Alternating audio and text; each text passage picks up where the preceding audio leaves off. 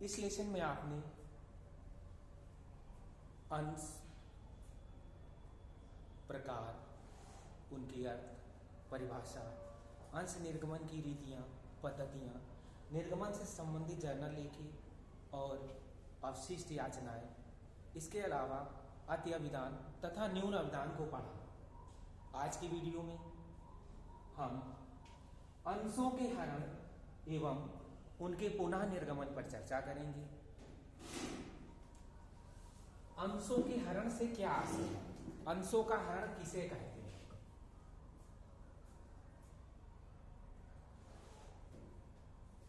अंशों का हरण बच्चों, अंशों के हरण से आशय अंशों पर जो राशियां अप्राप्त रहती हैं, जो मांगे प्राप्त नहीं होती हैं, उन मांगों को संचालकों के द्वारा हरण कर लिया जाता है, जब्त कर लिया जाता है। जो पैसा प्राप्त हो चुका है, संचालकों के द्वारा उस पैसे को जब्त करना ही अंशों का हरण कहलाता है और इसकी सूचना अंशधारकों को दे दी जाती है। हरण और अपहरण में यही अंतर है। अपहरण में सूचना नहीं प्रदत्त की जाती है और हरण में सूचना प्रदान की जाती है। अंशों का जब हरण किया जाता है तो जो लेखा होगा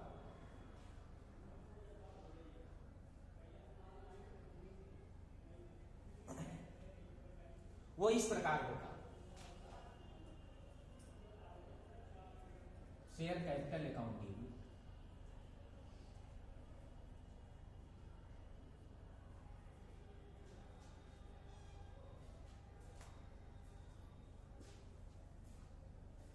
to share forfeited account,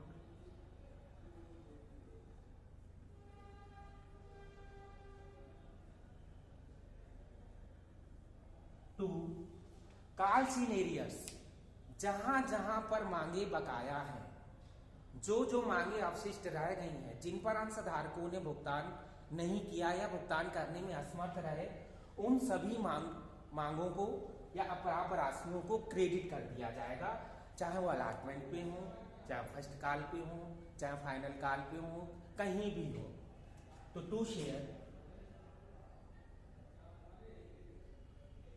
calls in arrears account. अब ये जो एरियर है ये कहां कहां हो सकता है? अलॉटमेंट पे हो सकता है,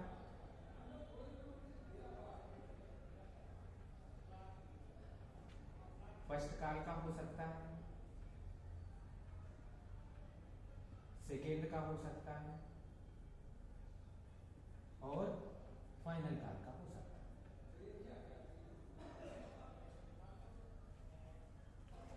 है। ऐसी दशा में बच्चों जो जर्नल एंट्री बनेगी, share capital account debit, to share forfeited account, to share allotment account, to share first call account, to share second call account, to share final call account, जिन राशियों पर अदत्त होगा, अगर इन दो पे है तो दो को क्रेडिट किया जाएगा, तीन पे है तो तीन पे किया जाएगा।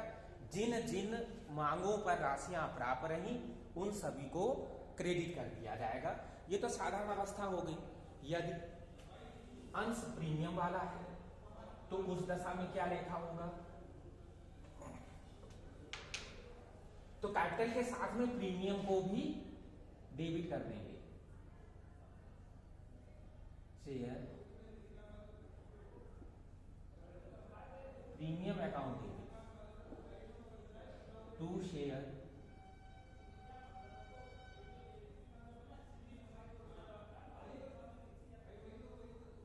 फॉरफिटेड अकाउंट, टू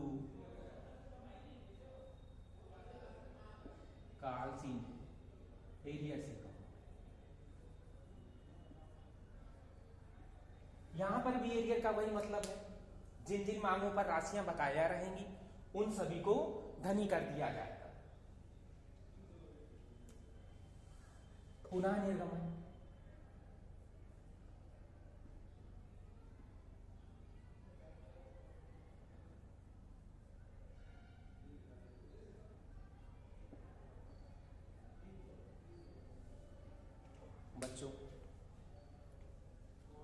जब मांगे बकाया रह जाती हैं तो ऐसी अवस्था में कंपनी को पूर्ण पूंजी प्राप्त नहीं हो पाती है।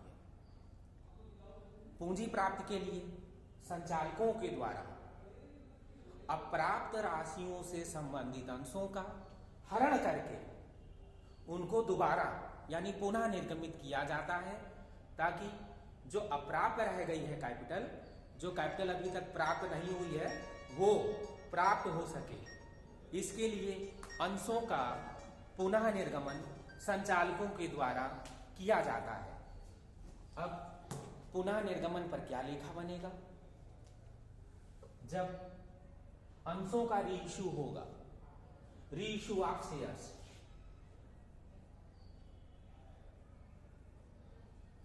रीइश्यू ऑफ forfeited शेयर्स,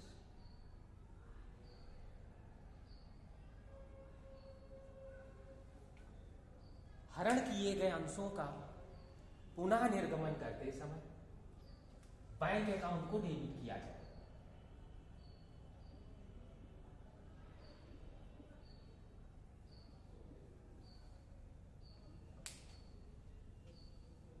हरण किए गए अंशों को जब पुनः निर्गमित किया जाता है तो यह निर्गमन भी समूल पर, अधिमूल पर या बट्टे पर हो सकता है। मोस्टली बट्टे पर ही मिलता है, क्योंकि पहले पैसा हरण किया जा चुका होता है जो प्राप्त होता है। हरण किए गए अंशों पर जो मांगे मिल चुकी होती हैं, उनका पैसा संचालक जब्त कर चुके होते हैं, तो कुछ उनके पास बैलेंस होता है, इसलिए उनको बट्टे पर निर्गमित कर दिया जाता है ताकि पूंजी पूर्ण की जा सके। बैंक अकाउंट डेबिट, और जितने कम पर निर्गमित किया जाएगा, सपोज दैट जब अंश का निर्गमन किया गया था तो वो 10 रुपए का था, और जब उसका पुनः निर्गमन किया गया तो वो 8 रुपए का रह गया। यहां पर बट्टा कितना हो गया? 2 रुपया डिस्काउंट हो गया।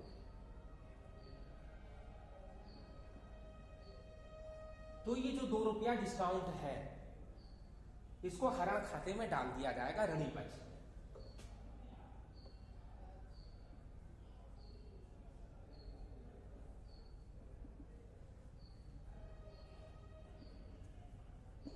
तब एंट्री बन गई बच्चों, bank account debit, share forfeited account debit to credit किसको करेंगे? Capital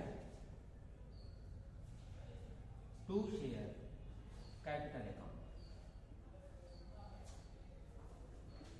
being forfeited shares reissued at the rate of, जो भी रेट दिया जाएगा उस दर से उनको लिख दिया जाएगा। 8 रुपए की दर से अगर है तो जो रकम प्राप्त हो रही वो बैंक खाते में, और हरण करते समय जितने की कैपिटल हमने डेबिट की गई थी, अगर पूरे के पूरे अंश निर्गमित किए जा रहे हैं तो वो ही पैसा कैपिटल अकाउंट के क्रेडिट में हो जाएगा रीइश्यू में। जो दोनों का बैलेंस होगा, यानी जो पट्टी की रकम है वो हरण खाते में चली जाएगी। नरेशन हो जाएगा being forfeited shares reissued at the rate of, इनमें जो भी रेट दिया रहेगा।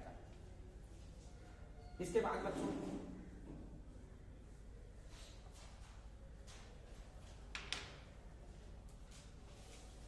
पूंजी संचय खाते में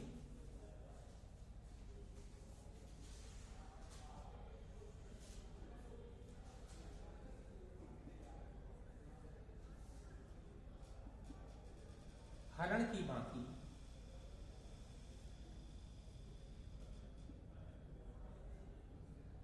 हस्तांतरित करने पर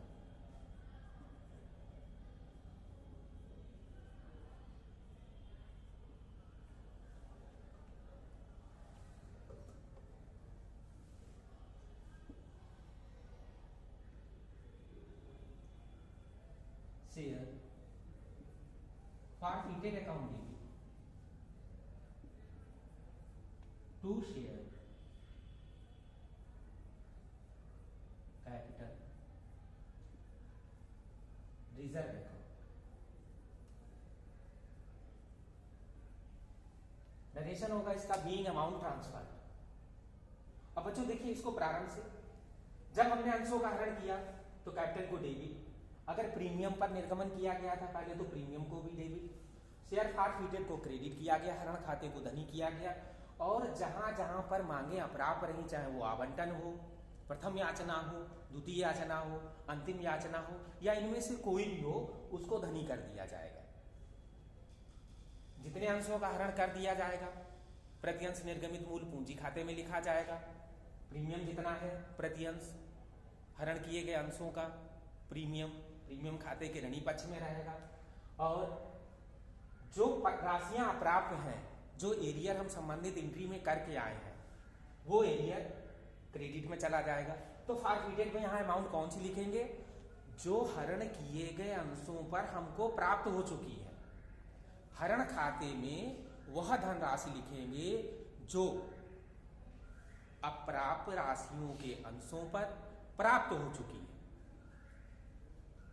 पुनः निर्गमन करते समय bank account debit, share forfeited account debit, to share capital account, bank खाता ऋणी अंश, हरण खाता ऋणी अंश पूंजी खाते का। जो कैपिटल हमने डेबिट की गई, अगर समग्र अंशों का निर्गमन हो रहा है तो कैपिटल वही क्रेडिट हो जाएगी, क्योंकि अब हमें रिसीव होनी है वो। निर्गमन से जो पैसा प्राप्त होगा, जितना भी प्राप्त होगा, वो बैंक अकाउंट में चला जाएगा, और जो डिस्काउंट रहेगी वो हरण खाते में चली जाएगी। तो बच्चों यहाँ पर देखिए, एक जगह फॉरफिटेड को हमने डेबिट किया है और एक जगह क्रेडिट किया। अब हम देखेंगे बैलेंस कितना है। तो डेबिट में जितना कम रहेगा उतने से पुनः शेयर फॉरफिटेड अकाउंट डेबिट, और ये बाकी पूंजी संचय खाते में हस्तांतरित करेंगे, तो पूंजी संचय खाते को क्रेडिट किया जाएगा। अब इस क्रेडिट फॉरफिटेड से डेबिट फॉरफिटेड को माइनस करने के बाद जो बैलेंस आएगा, वो बैलेंसिंग अमाउंट यहाँ पर लिखी जाएगी। अब इसको हम एक उदाहरण के माध्यम से समझेंगे।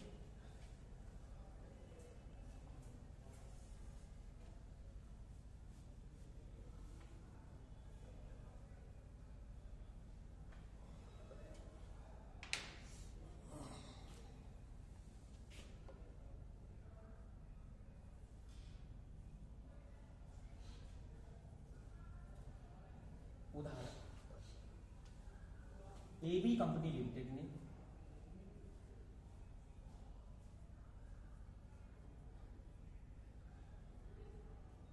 ₹10 वाली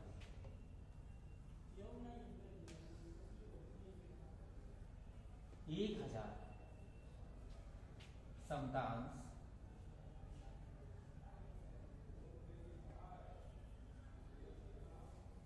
निर्गमित किए।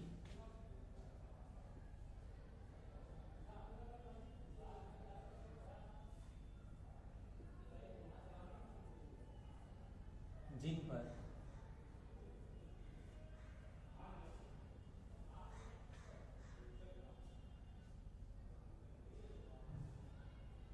आवेदन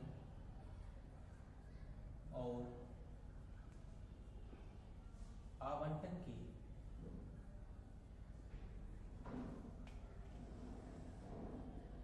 ₹6 प्राप्त हुए।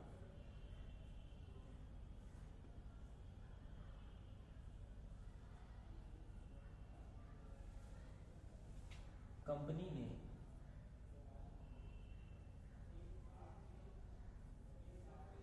अंशों को हरित करके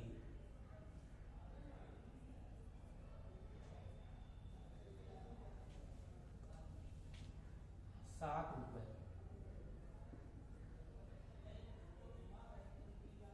प्रति अंश की दर से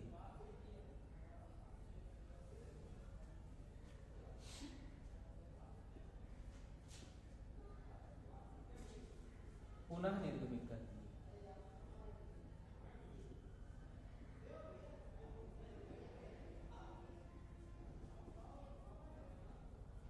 जर्नल लेखी कीजिए।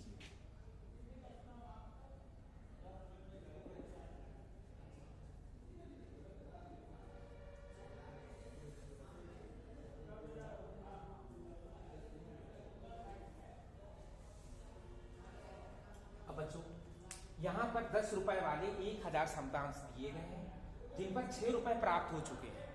तो अप्राप्त कितना रहा यहाँ पर? ₹4। इनका हरण करना है, तो हरण करने पर क्या करेंगे? पहली एंट्री जो करेंगे, शेयर कैपिटल अकाउंट डेबिट। अब अंश इक्विटी है तो इक्विटी भी लिखते जाइएगा साथ में।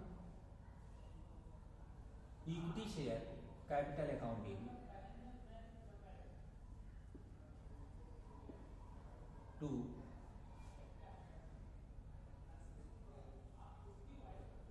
Share forfeited account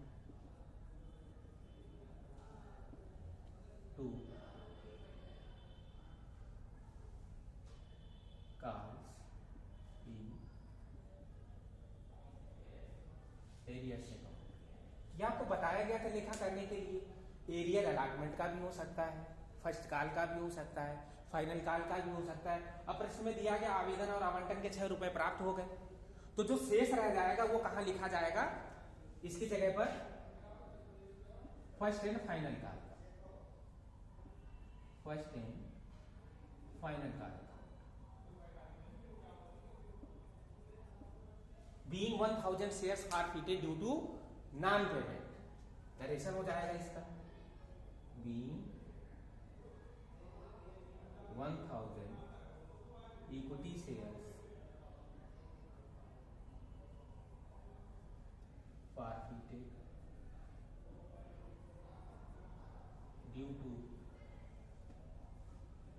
non-payment।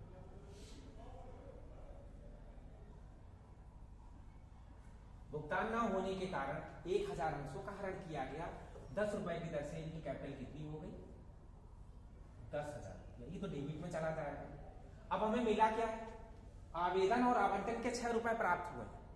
Company जब इन अंशों को जब्त करेगी तो 1000 अंशों पर 6 रुपया की दर से उसको मिल चुके होंगे, जिनका वो हरण कर लेगी, तो 6000 क्रेडिट में चला जाएगा हरण खाते। और जो अप्राप्त राशि रही वो शेष राशि, यानी 10 माइनस 6, 4 रुपए अप्राप्त रहे, तो 1000 अंशों पर अप्राप्त राशि एरियर में कितना गया? फर्स्ट एंड फाइनल कॉल का 4000। इस तरह से बच्चों हम देखते हैं कि डेबिट और क्रेडिट का टोटल हमारा बराबर हो गया। जब हम रीइश्यू करेंगे इसकी दूसरी एंट्री,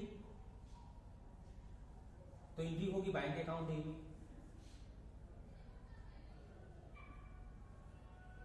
अब पुनः निर्गमन किया जा रहा है 7 रुपए से, 3 रुपए कम पर। Equity share forfeited account debit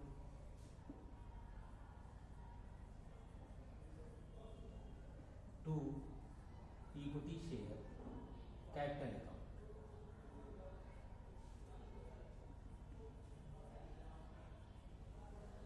capital account जो क्रेडिट की गई थी, सारे के सारे अंश रीइश्यू किए जा रहे हैं, तो सेम कैपिटल उठा करके हमें रख देनी है क्रेडिट में 10,000। अब नंबर ऑफ शेयर्स हम देखेंगे तो 1000 दिए गए हैं। रीइश्यू का रेट है @7 पर शेयर, तो 7000 हमको रिसीव हो रहा है, ये बैंक अकाउंट में डेबिट में चला है। डिस्काउंट अगर हम देखें रीइश्यू की कितनी है, तो @3 पर शेयर है, तो 1000 शेयर्स का हो गया 3000। अब इस तरह से हम देखेंगे यहाँ भी डेबिट और क्रेडिट का टोटल बराबर हो गया। बच्चों यहाँ पर देखिएगा फॉरफिटेड जो डेबिट है वो 3000 से है, और यहाँ पर जो क्रेडिट में पड़ा हुआ है फॉरफिटेड की अमाउंट वो 6000 की, यानी डेबिट में अभी 3000 कम है। अब जो नेक्स्ट एंट्री करेंगे हम ट्रांसफर की, तीसरी entry,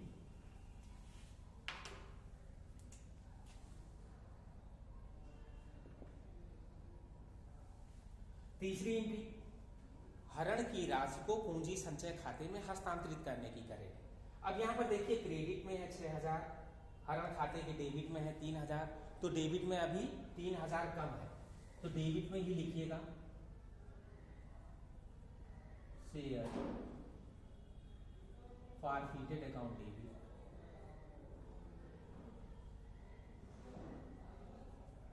to equity share capital reserve account.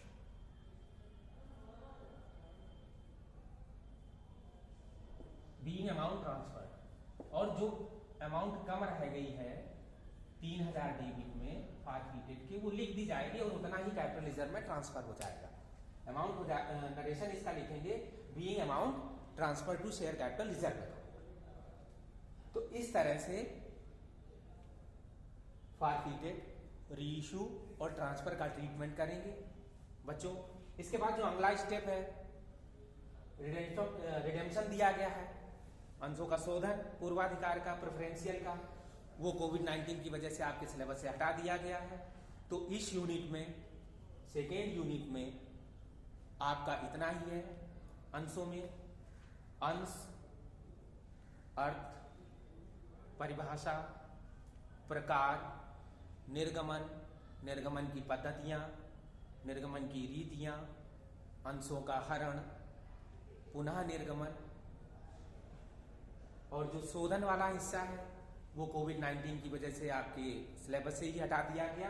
तो इस तरह से बच्चों ये यूनिट हमारा कंप्लीट हो जाता है। न्यूमेरिकल क्वेश्चंस आप सॉल्व करिए बुक से देख करके, जो भी प्रॉब्लम रहती है उसको ग्रुप में पूछ सकते हैं। धन्यवाद।